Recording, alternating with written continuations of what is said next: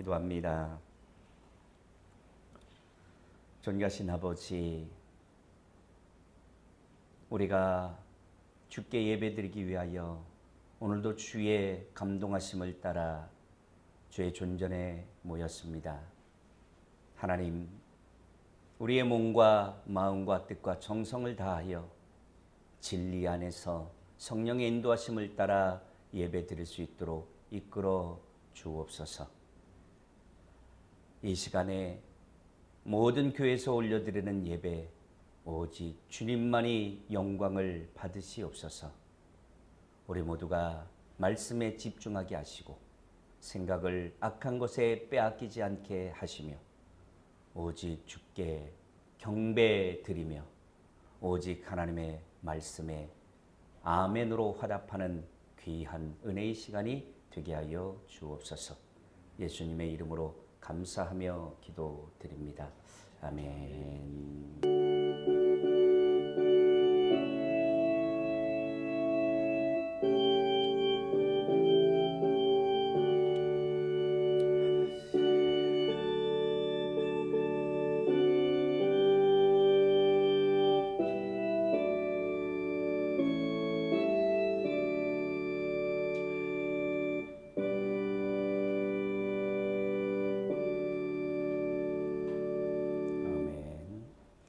하나님의 말씀입니다. 사무엘상 15장 22절에서 23절을 보시겠습니다. 우리 같이 한 목소리로 말씀을 봉독하겠습니다. 같이 읽습니다. 사무엘이 이르되 여호와께서 번제와 다른 제사를 그의 목소리를 형하는 것을 좋아하심과 같이 좋아하시겠나이까. 순종이 제사보다 낫고 듣는 것이 수대양의 기름보다 나으니 이는 거역하는 것은 점치는 죄와 같고 완고한 것은 사신 우상에게 절하는 죄와 같음이라. 왕이 여호와의 말씀을 버렸으므로 여호와께서도 왕을 버려 왕이 되지 못하게 하셨나이다 하니. 아멘. 할렐루야. 한 주간도 잘 지내셨죠? 네, 오늘도 건강한 모습으로 뵙게 돼서 감사드립니다. 오늘은 교회 절기상 맥주 감사 주일이라는 절기인데 전주에 여러분들에게 광고를 못 해드렸고요. 또 글자 그대로 감사 절기는 우리가 주로 감사에 대한 그런 설교를 주로 관련된 본문을 통해서 설교를 하는데 오후 말씀에 또 우리 목사님께서 감사에 대한 말씀을 준비를 해주셔서 중복될 수 있을 것 같아서 제가 오전에는 조금 다른 본문을 선택을 해봤습니다. 우리 같이 하나님의 말씀에 집중하고 은혜를 나눌 수 있는 시간 되기를 바랍니다. 옛날에 어떤 수도원에서 수도사가 제자를 삼기 위해서 젊은이들을 이렇게 모집을 했습니다. 근데 두 젊은이가 제자가 되겠다고 그 수도원에 찾아왔습니다. 찾아왔는데 이 수도사가 어떤 사람을 자기 수제자로 삼을까 하고서 이제 두 사람을 테스트하게 됐다는 겁니다. 그래서 배추를 두 사람에게 만큼 수북히 쌓이는 배추를 주면서 이 배추를 밭에 심어라. 그런데 배추를 어떻게 심어야 되는 거냐면 뿌리가 하늘로 올라가게 배추를 이렇게 심어야 된다. 이렇게 심어라 하고 이 수도사가 두 명의 청년에게 그렇게 지시를 했다고 합니다. 그리고는 수도사가 이제 자리를 비우고 그 청년들이 따로따로 밭을 이렇게 정해주고 했는데 수도사가 이제 잠시 시간을 비운 뒤에 다시 돌아왔습니다. 한 청년은 수도사가 이야기한 대로 배추를 거꾸로 심어놨어요. 응?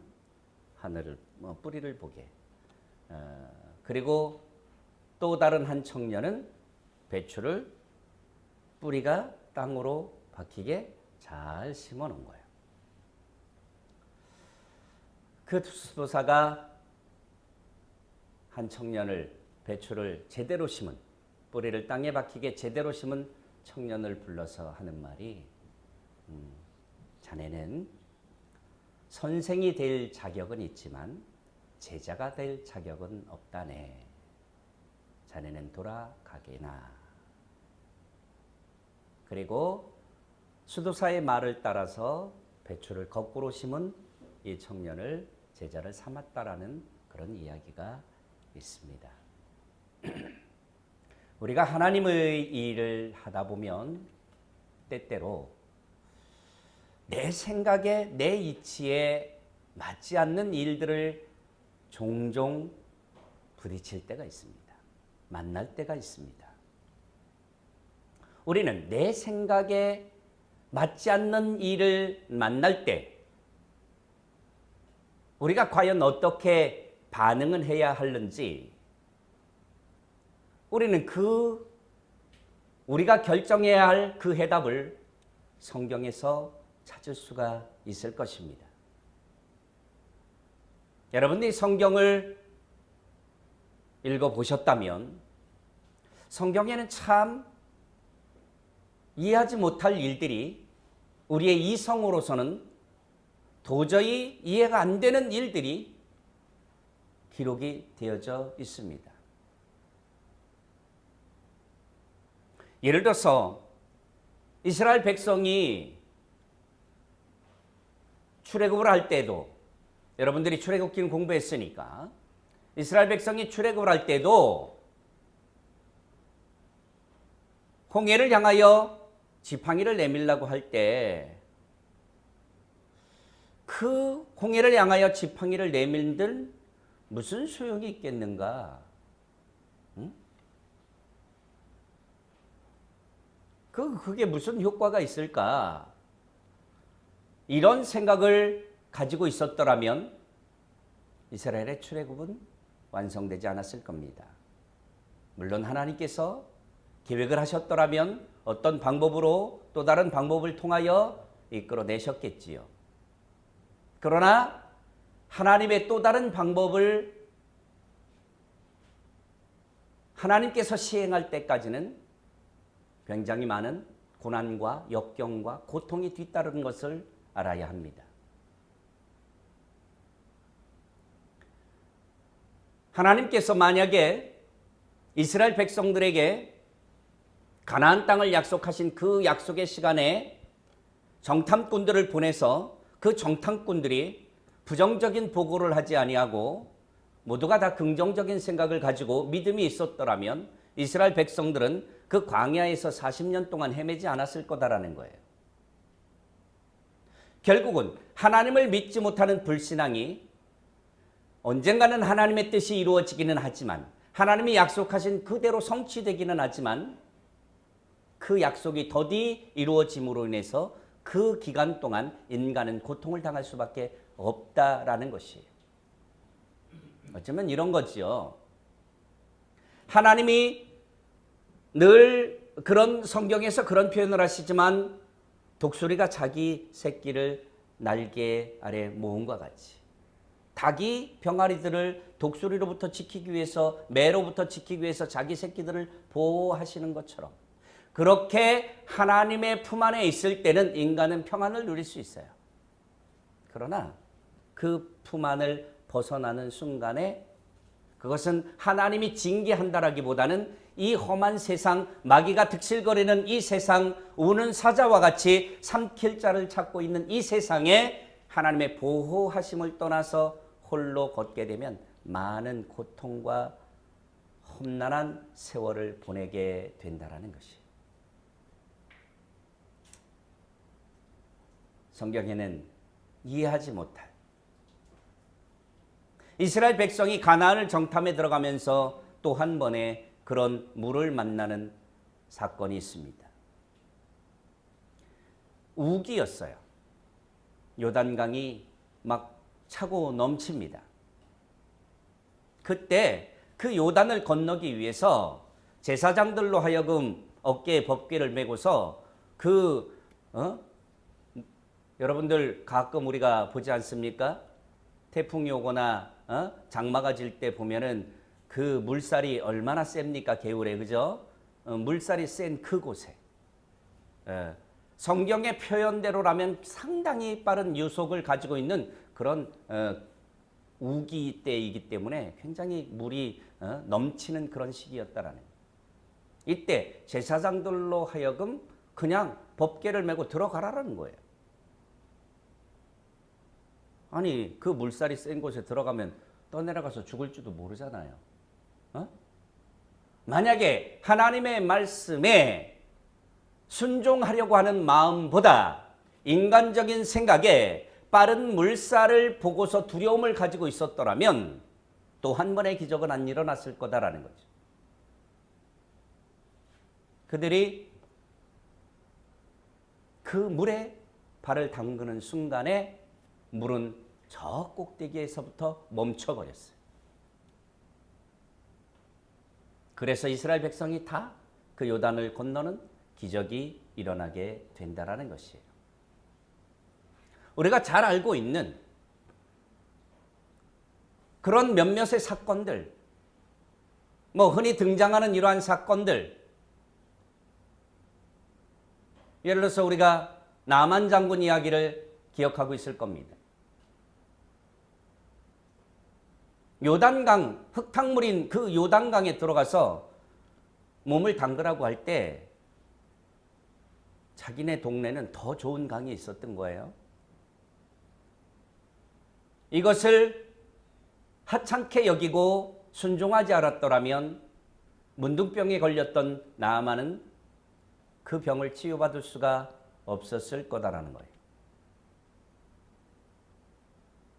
오늘 우리가 읽은 본문은 순종이 제사보다 낫다라는 표현으로 기록이 되어져 있는 것입니다. 이 내용은 어떤 내용입니까? 아말렉이라는 족속이 있었습니다. 아말렉. 이 아말렉 족속은 산적과도 같은 족속이에요. 산적이나 해적. 이런 그 도둑질해 먹고 강탈하고 이렇게 먹고 사는 족속이 아말렉 족속이에요. 대표적으로. 그래서 이 아말렉 족속이 오늘 15장 2절에 보니까 이스라엘 백성이 출애굽을 할 때 이들이 그 광야에서 대적을 한 거예요. 아말렉 족속이. 조금 힘들어서 뒤에 처지면 그들을 급습하고 해갖고 강탈을 해요. 사람들을 잡아다가 인신매매를 하고 하는 그러한 일들을 일삼던 족속이 아말렉이에요.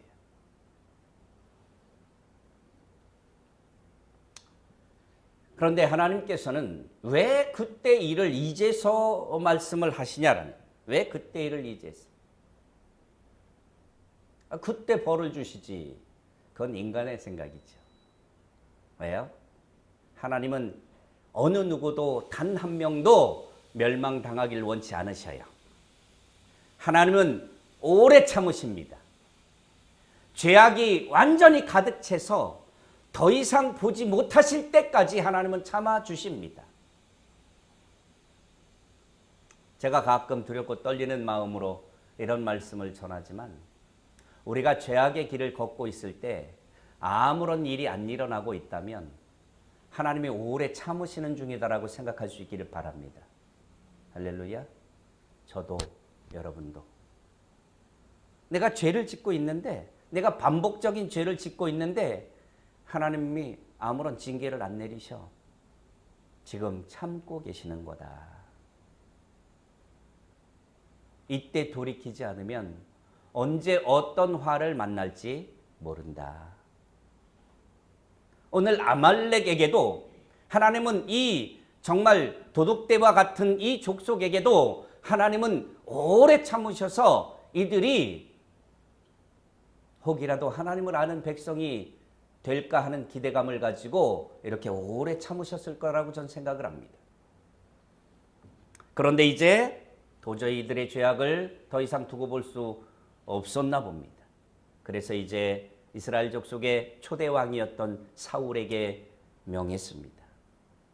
당시의 선지자 사사 사무엘을 통해서 하나님께서는 이제 그 아말렉 족속을 멸하라라는 명령을 주셨던 것이에요. 그런데 하나님께서 명령을 하실 때 이 족속들을 멸하라고 하실 때 뭐라고 말씀을 하시냐면 3절 말씀 같이 읽겠습니다. 15장 3절입니다. 다 같이 시작.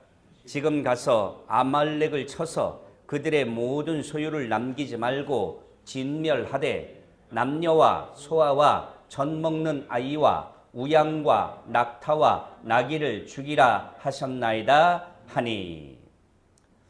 자, 하나님이 사무엘을 통해서 명령을 하셨어요. 아말렉을 멸망하라. 그런데 남자 여자는 물론 이려니와 어린아이, 심지어는 젖 먹는 아이까지, 그리고 심지어는 모든 가축, 기르는 모든 짐승들까지 다 죽이라.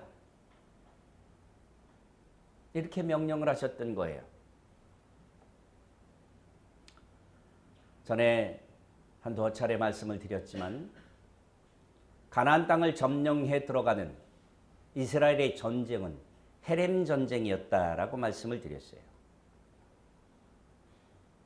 가나안은 불완전하지만 천국의 모형이라는 말을 우리는 가끔 합니다.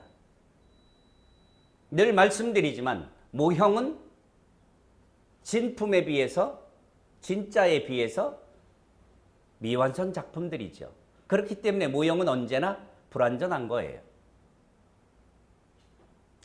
그래서 하나님께서 보여주시고 싶었던 것이 뭐냐면 하나님의 나라에 들어가기 위해서, 하나님의 약속의 땅에 들어가기 위해서는 그 약속의 땅에 있는 모든 죄악을 다 없애버리라는 거죠.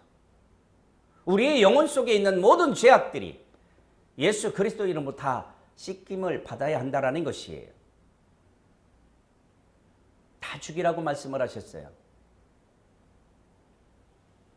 어떤 때 보면 참 하나님은 잔인하기까지 하신 분으로 생각될 수가 있어요.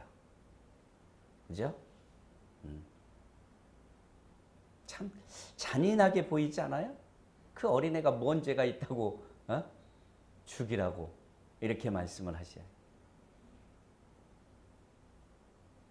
하나님은 정말 하나님의 나라에는 이만큼의 죄를 가지고도 들어갈 수가 없는 곳이에요. 그렇기 때문에 죄악된 모습을 가지고 있는 모든 것들은 완전히 박멸해야 된다라는 것이죠. 초대교회 때 마르시온이라고 하는 그 말시온파라고 하는 그 당파, 교주죠, 교주. 말시온이 있었어요. 그 사람이 주장하기를 구약의 하나님과 신약의 예수 그리스도, 신약의 하나님은 다른 분이다라고 얘기를 했어요. 다르다. 왜냐하면 신약에 나타난 예수 그리스도의 이 사랑의 하나님의 모습과 구약에 나타난 하나님의 모습은 전혀 다르다라는 거죠. 이분이 이분일 수가 없다라는 거예요. 그래서 구약의 하나님은 하나님이 아니라는 거예요. 신약의 하나님만이 하나님이다라는 거예요. 이렇게 주장을 해서 이단이 된 사람이 있어요. 근데 정말 하나님의 속성을 모르기 때문에 그렇게 간 거죠. 하나님은 당신의 사랑하는 백성들에게 요만큼의 죄악을 용납하시지 아니하신다라는 거예요. 그래서 이들을 완전히 진멸하라고 명령을 하셨어요. 하나도 남기지 말라고 명령을 하셨어요. 그 땅에 들어가서 이제 거룩한 내 백성으로 새롭게 그 세상을 이루라는 거예요. 거룩한 나의 백성으로 새롭게 세상을 이루라는 거죠. 무엇에 비유할 수 있습니까? 우리가 살아가던 세상의 모든 관습들, 우리가 이 세상의 풍속을 쫓고 공중권세 잡은 자의 그러한 생각을 가지고 살아가던 우리 예수 그리스도를 믿기 이전에 그런 모든 생각들을 우리의 머릿속에서 다 걷어내버리고 이제 우리는 새로운 사람으로 새로운 땅에서 살라라는 거예요. 그것이 성경이 우리에게 주고 있는 메시지지요. 사울은 이 명령을 듣고 아말렉과의 전쟁에 나섰습니다. 결과적으로 아말렉을 진멸했습니다. 그런데 그 중에서 이제 백성들과 함께 사울왕 자신도 마찬가지지요. 똑같은 백성들과 똑같은 시각으로 욕심을 품고 탐욕을 갖게 되었습니다. 마치 아간의 범죄처럼 좋은 것을 숨기고 싶어 하는 그러한 탐욕이 이들 속에 자리를 하고 있었던 거지요. 탐욕이 우리의 영혼 속에 들어오는 순간에 하나님의 명령은 생각이 나질 않습니다. 우리의 어떤 욕구가, 세상적 욕구가 우리 생각에 들어오는 순간에 하나님의 명령은 기억나지 않습니다. 오늘 사울도 이런 모습을 적나라하게 보여주고 있는 것이지요. 9절 읽겠습니다. 8절과 9절 읽습니다. 다 같이 시작. 아말렉 사람의 왕 아각을 사로잡고 칼날로 그의 모든 백성을 진멸하였으되 사울과 백성이 아각과 그의 양과 소의 가장 좋은 것 또는 기름진 것과 어린 양과 모든 좋은 것을 남기고 진멸하기를 즐겨하지 아니하고 가치 없고 하찮은 것은 진멸하니라. 이 한 절이 보여주는 게 뭐예요? 쓸데없는 거는 죽이고 지들이 필요한 거는 다 챙겼다라는 거지요. 하나님의 명령은 잊어버렸습니다. 그렇죠? 우리가 그리스도인으로 살아갈 때 참 저도 이 말씀을 보면서 다시금 한번 생각하게 됩니다. 그리스도인으로 살아갈 때 내 속에 들어오는 욕망들, 내 속에 내 생각들을 차지하고 있는 이 세상 것들, 이런 것들 때문에 때때로 하나님의 말씀은 온데간데 없어지더라라는 것이에요. 우리는 이것에 주의해야 될 줄로 믿습니다. 혹이라도 내 눈에 좋아 보이고 내 생각에 좋아 보이는 것들이 하나님의 일을 하는데 하나님의 말씀에 거슬리고 하나님의 말씀에 역행하는 일이라면 우리는 그 자리에 멈춰서서 다시 한번 우리를 점검해 봐야 할 줄로 믿는 것입니다. 결국은 사울은 이 탐욕을 이기지 못하고 백성들과 함께 하찮은 것들은 없애고 좋은 것들은 다 챙겼어요. 하나님이 진노하시기 시작했습니다. 심지어는 하나님께서 사울을 왕으로 세운 것을 후회하신다라고 말씀하십니다. 물론 하나님은 우리 인간적인 표현으로 후회한다라는 단어를 쓴 거죠. 하나님이 어떤 일을 하셨다가 예를 들어서 우리가 내가 그거 한 거 진짜 후회되네 이런 개념은 아니에요. 즉 인간처럼 어떤 일을 계획하고 했는데 내 생각이 틀렸구나 해가지고 후회한다라는 그런 개념은 아니에요. 여기에서 우리가 이해할 수 있는 언어를 취하다 보니까 이렇게 후회한다라는 표현을 한 거예요. 조금 풀어서 얘기하면 하나님께서 생각하셨던 그런 계획에서 이제는 조금 돌이키셔야 되겠다라는 그런 생각을 갖고 계신 것이지요. 그러면서 이제 선지자 사무엘에게 사울을 왕으로 세운 걸 후회가 된다. 하면서 가서 전해라. 너를 왕에서 이제 쫓아낼 것이다.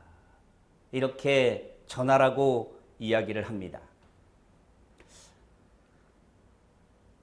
그런데 만약에 결론은 사울이 그렇게 되었지만 만약에 사무엘이 사울을 찾아갔을 때 사울이 진심으로 뉘우치고 회개하였더라면 하나님께서 다윗에게 선지자 나단을 보내셔서 다윗을 책망하였을 때 다윗이 깊이 뉘우치고 침상을 띄울 만큼 눈물을 흘리면서 하나님께 돌아왔듯이 사울이 그리하였더라면 사울은 이렇게 비참한 죽음을 맞지는 않았을 겁니다.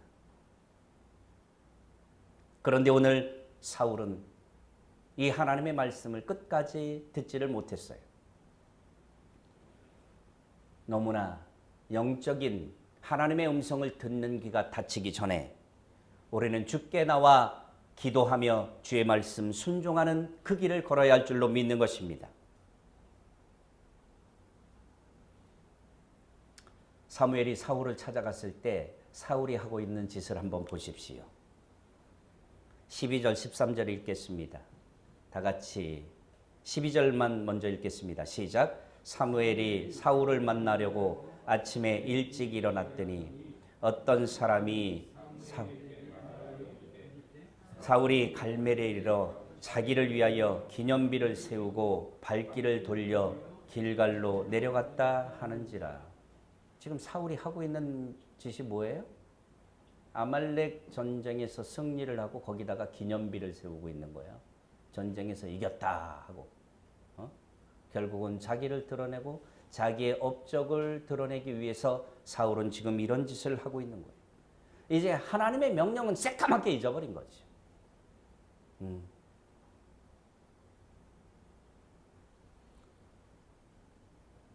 사무엘이 사울에게 이르렀습니다.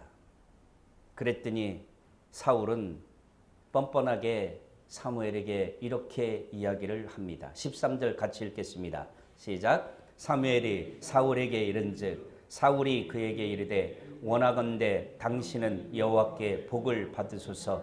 내가 여호와의 명령을 행하였나이다 하니. 사울은 사무엘을 만나서 한 얘기가 뭐예요? 내가 당신이 말한 하나님의 여호와의 명령을 다 준행했으니까 내가 그대로 했으니까 당신은 이제 복 받으세요 라고 사무엘에게 이야기를 하고 있는 것이에요. 전혀 하나님의 생각은 어디서도 찾아볼 수가 없죠. 사무엘을 통해서 들려진 하나님의 메시지는 전혀 어디서도 찾아볼 수가 없는 것이에요. 여러분, 우리 목회자들이 정말 바르지 못하고 정직하지 못하고 제대로 서 있지 못한 것 때문에 한 부분이 우려가 되기는 합니다. 무슨 얘기냐면 오늘 하나님의 사람을 통해서 하나님은 메시지를 주시는 경우가 참 많이 있다라는 것이에요. 중요한 것은 하나님의 사람이 먼저 바로 서 있어야지만이 하나님으로부터 듣는 메시지가 바를 것이고 또한 그 메시지를 전달하는 것이 바를 것인데 이것이 조금 우려가 되기도 하고 두려워지기도 합니다. 하지만 중요한 것은 강단에서 선포가 되어지는 또 목사들을 통해서 전달되어지는 하나님의 뜻, 이 부분에 귀를 기울이고 말씀을 듣고 순종할 수 있는 여러분들이 되기를 바랍니다. 종종 하나님의 메시지는 종을 통해서 올 수 있다는 사실을 기억하십시오. 그런데 제가 높아심의 이 부분을 말씀 안 드리고 갈 수가 없을 것 같아요. 뭐냐면 사기치는 목사들이 너무 많아. 저도 목사의 한 사람으로서 누워서 침 뱉기가 될는지 모르지만 우리나라에는 제대로 공부도 안 하고 제대로 과정도 안 밟고 이렇게 목사된 사람들도 많고 또 학문적 과정은 제대로 밟았다 할지라도 영적인 훈련들이 안 돼 있고 인간적인 인격적인 성숙을 이루지 못함으로 인해서 목회를 자기의 삶의 수단으로 삼고 그렇게 하고자 하는 사람들이 참으로 많이 있더라는 거예요. 그래서 공부 안 한 사람들의 특징은 뭡니까? 학문은 모르니까 하나님의 말씀을 있는 대로 강론할 수가 없어. 또한 그분들의 대부분은 애초에 그런 생각을 가지고 있지 못한 분들도 제가 많이 만나봤어요. 뭐냐? 아예 목회가 자기를 높이고 자기 삶의 수단으로 전락해버린 거예요. 그래갖고 성도들을 협박하고 성도들에게 사기를 치고 있는 거죠. 맨 거짓말이나 하고 영적이라는 이름을 갖다 들이대면서 눈에 안 보이는 하나님은 안 보여. 그러다 보니까 영적으로 하나님께서 내가 기도하는데 당신은 뭐 이래갖고 성도들을 유혹하고 미혹하고 결국은 그들이 하는 행위가 뭐예요? 돈을 빼내려고 하는 행위죠. 적나라하게 한번 얘기를 해봅시다. 여러분 이것만 구분할 줄 알면 돼요. 만약에 목사가 강단에 서서 여러분들 개개인에게 요구하는 것들이 교회와 관련 없는 어떤 경제적인 금전적인 이런 부분을 하나님이 당신이 이렇게 하면은 당신에게 복 주실 것입니다. 이런 것들은 전부 다 사기라고 보시면 돼요. 자원하는 마음으로 만약에 누구도 목사가 그런 말을 안 했는데 내가 기도하면서 아니면 그냥 생활하다 보니까 내 마음에 감동이 와서 목사님한테 이렇게 해드렸으면 좋겠다. 이런 감동이 와서 하는 건 그건 자원하는 마음이기 때문에 복받을 일이죠. 그러나 어느 누군가가 강단에 서서 그런 것들을 강요한다면 그거는 사기다라고 생각하시면 틀림이 없다라는 거예요. 이 부분에서 왜 이 말씀을 드리냐면 사무엘을 통해서 하나님의 음성이 사울에게 전달이 되었어요. 그러니까 사무엘을 통해서 받은 그 말씀은 결국은 뭐예요? 하나님의 말씀인 것이죠. 그렇죠? 여러분들에게 종종 목회자들이 여러분들에게 이것이 하나님의 뜻인 것 같습니다라고 말할 때 여러분들은 그 말씀을 귀담아 들을 필요가 있습니다. 그러나 사기꾼 같은 그런 메시지에는 여러분들이 조심해야 되죠. 제가 이렇게 당당하게 강단에서 외칠 수 있는 것은 적어도 우리 교회에서 그러지는 않을 거다라는 거죠. 그런 것들을 조심하라라는 거예요. 밖에 나가서 절대 그런 쓸데없는 소리 듣고 다니지 말라라는 거예요. 어쨌든 사울은 이 사무엘을 통해서 전달되어진 하나님의 말씀을 하찮게 여겼어요. 그리고 자신들의 좋은 대로 행했던 것입니다. 사무엘이 사울에게 질문을 합니다. 14절 15절 읽겠습니다. 다 같이 시작. 사무엘이 이르되 그러면 내 귀에 들려오는 이 양의 소리와 내게 들리는 소의 소리는 어찌 됨이니까 아니라 사울이 이르되 그것은 무리가 아멜렉 사람에게서 끌어온 것인데 백성이 당신의 하나님 여호와께 제사하려 하여 양들과 소들 중에서 가장 좋은 것을 남김이요 그 이외의 것은 우리가 진멸하였나이다 하는지라. 이렇게 기록이 되어져 있어요.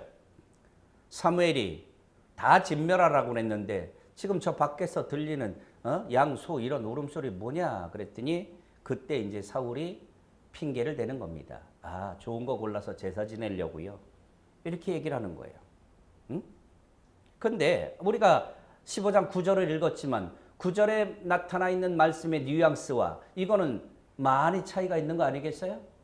똑같이 짐승을 남겼을지라도 9절에서는 분명히 자신들의 탐욕 때문에 그렇게 된 것으로 말씀하고 있어요. 그런데 15절에서 사울이 변명하고 있는 것은 좋은 것 골라가지고 하나님께 제사 드리려고 그랬습니다라고 이렇게 이야기를 하고 있는 거지요. 이제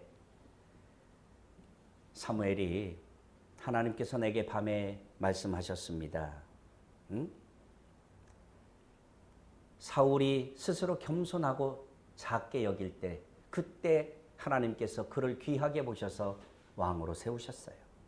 그러나 이제 하나님의 말씀을 명령도 하찮게 여길 만큼 교만에 빠져 있는 거죠. 그래서 이제는 왕위를 박탈하겠다라는 거죠. 17절 말씀 같이 읽겠습니다. 시작. 사무엘이 이르되 왕이 스스로 작게 여길 그때에 이스라엘 지파의 머리가 되지 아니하셨나이까. 여호와께서 왕에게 기름을 부어 이스라엘 왕을 삼으시고 또 여호와께서 왕의 길로 보내시며 이르시기를 가서 죄인 아말렉 사람을 진멸하되 다 없어지기까지 치라 하셨거늘. 19절 읽습니다. 시작. 어찌하여 왕이 여호와의 목소리를 청종하지 아니하고 탈취하기에만 급하여 여호와께서 악하게 여기시는 일을 행하였나이까. 결국은 우리가 간혹 그런 경우를 보죠. 아니 어찌 보면 종종 보지요. 목사들 중에서도 참 크게 쓰임받던 목사님들이 계십니다. 제가 감히 그분들의 이름을 꺼내기도 조금 부담스러울 만큼 그렇게 인간의 시각으로 봤을 때는 훌륭하게 목회를 하셨던 대형 교회를 이루셨던 목사님들이 있습니다. 여러분들도 이름만 들으면 아니면 교회 이름만 대도 충분히 알만한 대형 교회 목사님들이 있습니다. 하나님이 그들이 겸손할 때 귀히 보셔서 그들에게 은혜를 주셔서 그렇게 많은 하나님의 백성들을 하나님께로 이끌어가는 그런 귀한 종으로 삼으셨습니다.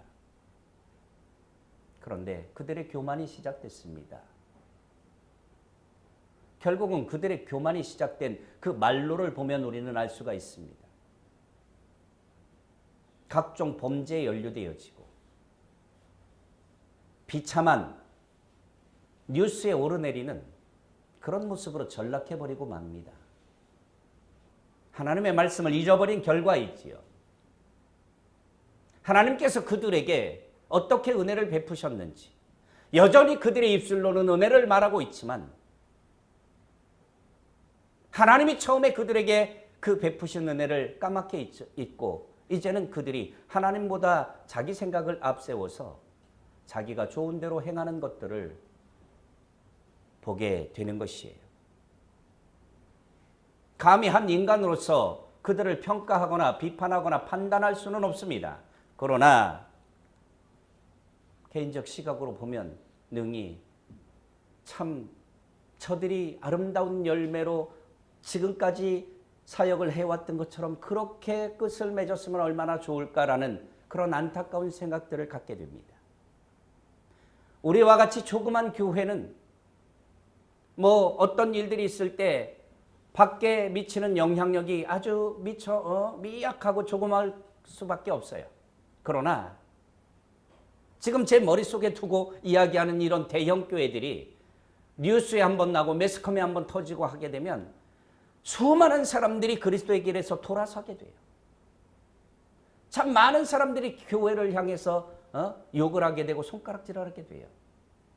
결국은 하나님께 영광을 돌리기는커녕 하나님의 이름을 세상 사람들에게 조롱거리로 만들어버리는 그런 결과를 낳게 된다는 것이 우리가 이것을 조심해야 된다는 것이죠.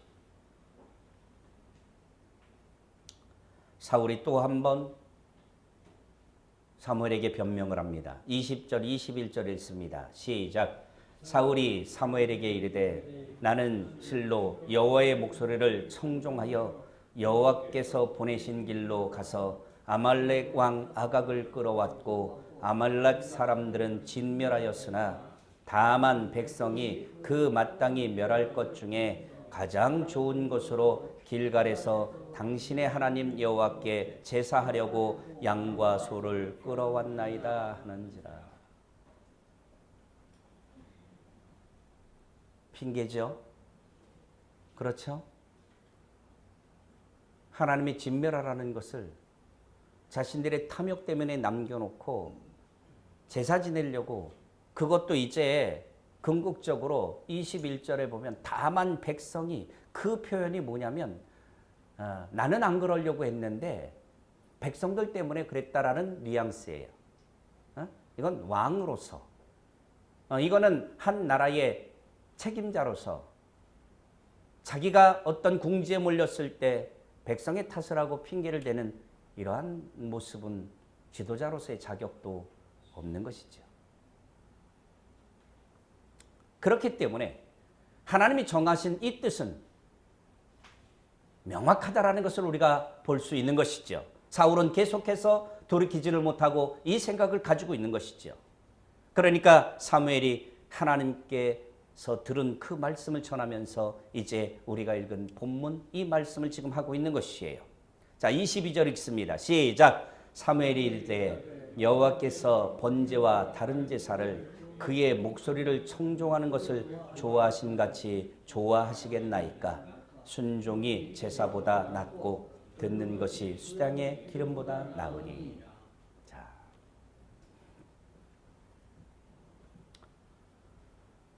하나님이 당신의 말씀에 순종하는 것보다 제사를 더 좋아하겠느냐라는 거예요.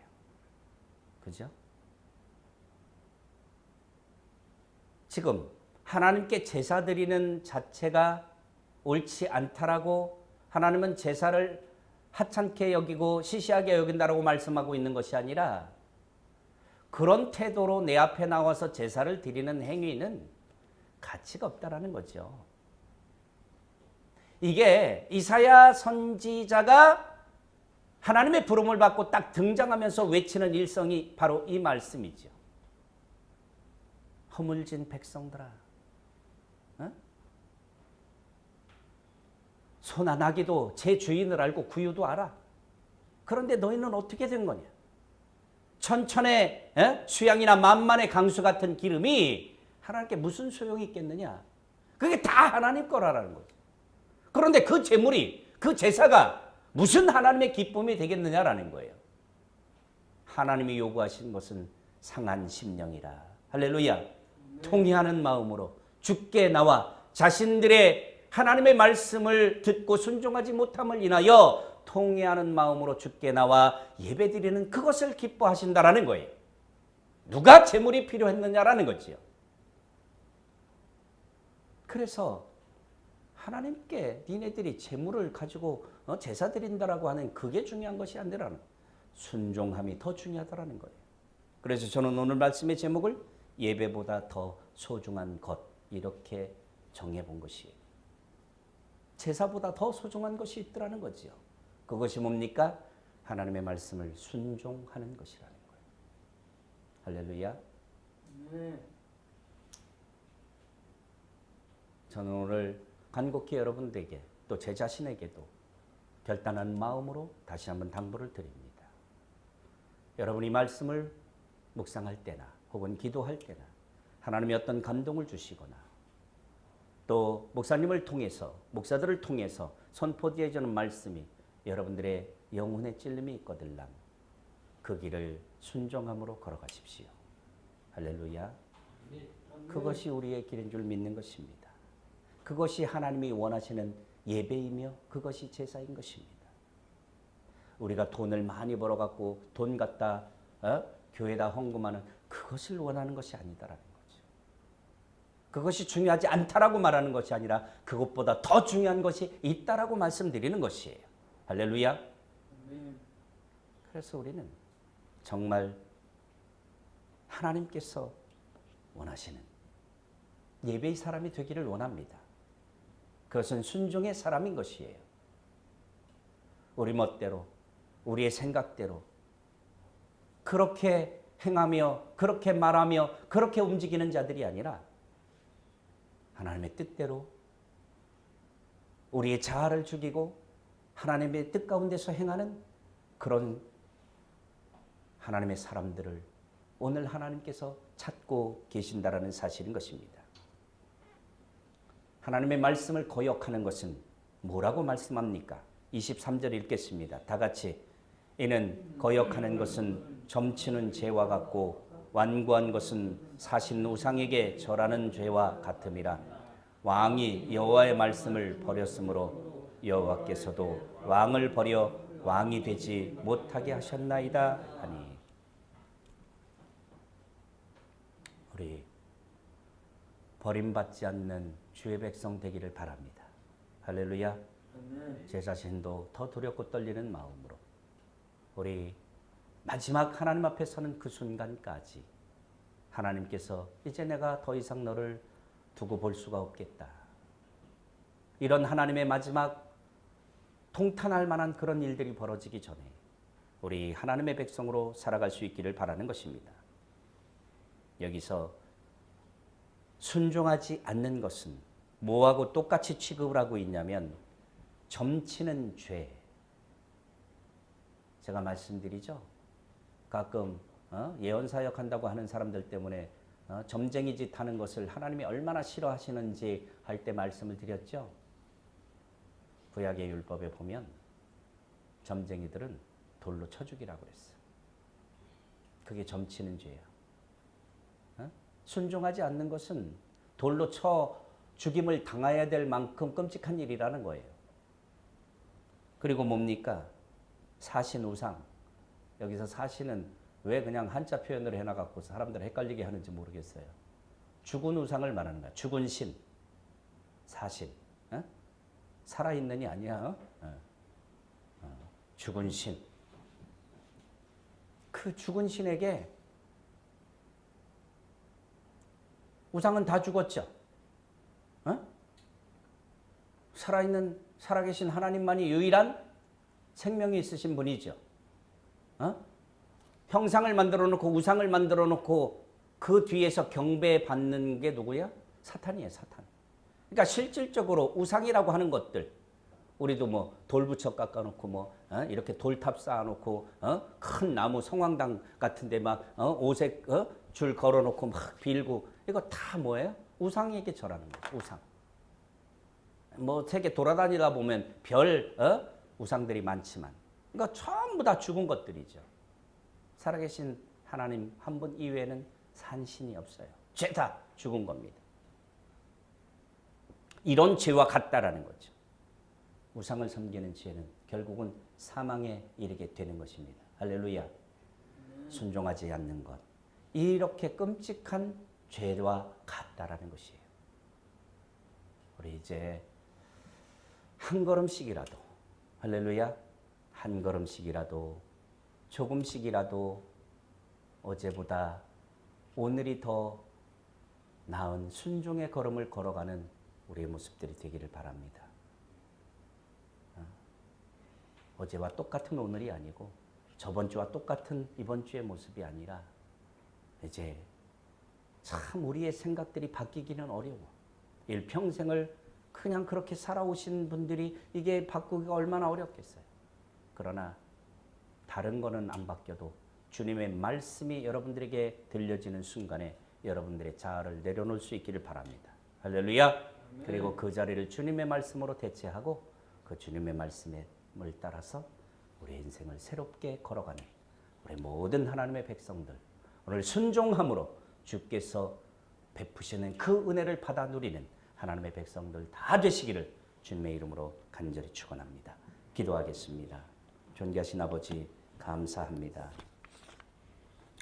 그렇습니다. 주님, 오늘 주님께서 주신 말씀처럼 하나님 우리가 주의 말씀 순종하며 살게 하여 주옵소서.